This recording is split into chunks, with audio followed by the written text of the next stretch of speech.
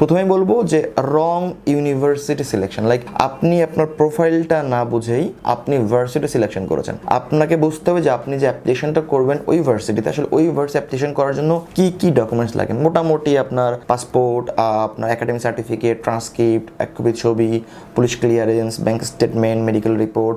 Follow up না নয়, like আপনি শুধু অ্যাপ্লাই করে বসে থাকলে হবে না, আপনাকে রেগুলার ফলো আপ নিতে হবে। আপনাকে অলওয়েজ মাল্টিপল অপশন ট্রাই করতে হবে। কেন? কারণ দিন শেষে আপনিও জানেন না কি আপনাকে অ্যাডমিশন দিবে। ভার্সিটি যদি আপনার রিকোয়ারমেন্ট ফিল আপ করতে পারেন then you will get admission, যদি করতে না পারেন তাহলে আপনি অ্যাডমিশন দিবেন না।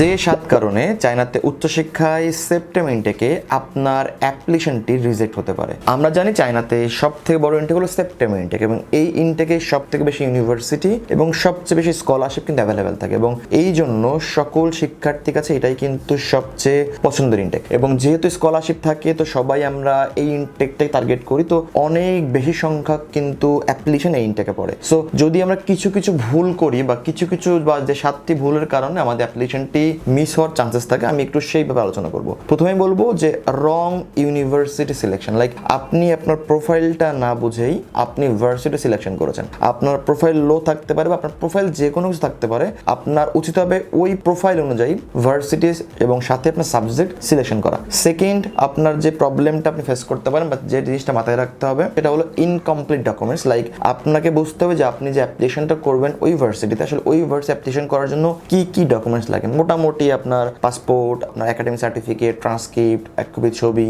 Police clearance, bank statement, medical report. এইটা তো মানে নেসেসারি ডকুমেন্টস। এর বাইরেও প্রতিটা ইউনিভার্সিটি আলাদা আলাদা কিন্তু নির্দিষ্ট ডকুমেন্টস থাকে। এইগুলো আপনাকে আগে সচেতন থাকতে হবে এবং এই ডকুমেন্টসগুলো আপনাকে প্রপারলি টাইমলি কিন্তু আপনাকে সাবমিট করতে হবে। থার্ড অপশন হচ্ছে ফলো আপ না নয়, লাইক আপনি শুধু অ্যাপ্লাই করে বসে থাকলে হবে না, আপনাকে রেগুলার ফলো আপ নিতে হবে। মোটামুটি মাথায় রাখতে হবে যে সোমবার থেকে শুক্রবার ভার্সিটিগুলো কিন্তু ওয়ার্কিং ডে থাকে। এই সময় সকাল 6টা থেকে বিকাল 3টা বাংলাদেশ টাইম, এই সময়ের মধ্যে আপনাকে ফলো আপগুলো আসবে। মেইনলি রেগুলার আপনাকে ইমেইল চেক করতে হবে, কেন ওখানে প্রবলেম থাকলে আপডেট দিবে। ভার্সিটি ইন্টারভিউ নিতে চাইলে ইন্টারভিউ কোনো শিডিউল দিবে বা ওখানেই আপনাকে তারা কিন্তু কোঅপারেট করবে। ফোর্থ যেটা মাথায় রাখতে হবে, এটা SOP study plan, week study plan. আপনার সবচেয়ে বিদেশে উচ্চশিক্ষার ক্ষেত্রে সবথেকে আন্ডার রেটেড রিকোয়ারমেন্ট হলো স্টাডি প্ল্যান। আমরা হয়তো ভাবি আমরা চ্যাট জিপিটি থেকে লিখে দিব, এটা করবো ওটা করবো। আলটিমেটলি আপনার স্টাডি প্ল্যান আপনাকে লিখতে হবে। সব থেকে বেশি ভ্যালু ক্রিয়েট করে মাস্টার্সের ক্ষেত্রে, ব্যাচেলার এবং ডিপ্লোমার ক্ষেত্রে ওইভাবে এখন স্টাডি প্ল্যানগুলো নেওয়া শুরু করে university. But for the masters program এটা বাধ্যতামূলক এবং আপনাকে আপনার স্টাডি প্ল্যান প্রপারলি টাইম দিয়ে লিখতে হবে, কারণ ওখানেই কিন্তু আপনার একটা ফেস ফুটে উঠবে যে আপনি কেন ভার্সিটিতে পড়তে যাচ্ছেন, কেন সাবজেক্ট সিলেকশন করেছেন এবং আপনার ফার্দার প্ল্যান কি। ফিফথ, আপনাকে মাথায় রাখতে হবে লেট অ্যাপ্লিকেশন করা যাবে না। আপনার হাতে সকল ডকুমেন্টস রেডি আছে, কিন্তু আপনার প্রোফাইল ভালো, সব সিলেক্ট করেছেন, ডকুমেন্ট সব রেডি, কিন্তু আপনি অ্যাপ্লিকেশনই করলেন না, লাস্ট মোমেন্ট অপেক্ষা রাখলেন, তখন কিন্তু অ্যাডমিশন রিজেক্ট আসবে।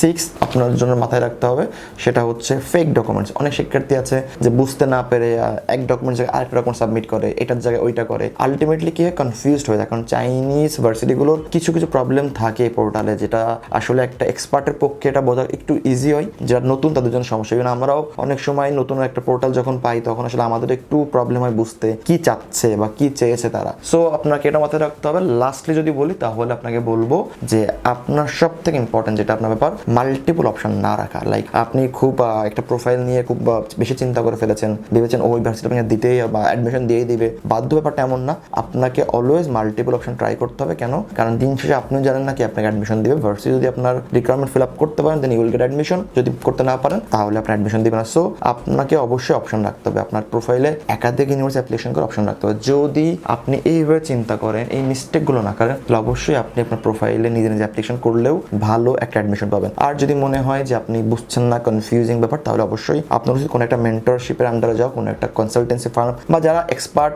একটা প্রতিষ্ঠানের সাথে কাজ করা, যারা এই ব্যাপার নিয়ে দক্ষ এবং তারা সুন্দরভাবে আপনার প্রোফাইলটা কিন্তু সুন্দর গোছায় কিন্তু কাজ করে দেবে। চাইনা উত্তর সেখানে যদি আপনার আরও বিস্তারিত জানার থাকে, প্রশ্ন থাকে, চাই আমাদের অফিসে আসতে পারেন, আমাদের সাথে যোগাযোগ করতে পারেন। আমরা ওয়াইডার ওয়ার্ল্ড কনসালটেন্সি 7 বছর বেশি সময় ধরে চায়নার বিভিন্ন ইউনিভার্সিটি স্কলারশিপ নিয়ে কাজ করে আসছি। আশা করি আপনার উত্তর শেখার জার্নি WWC সাথে শুরু হবে। ভালো থাকবেন। আসসালামু আলাইকুম।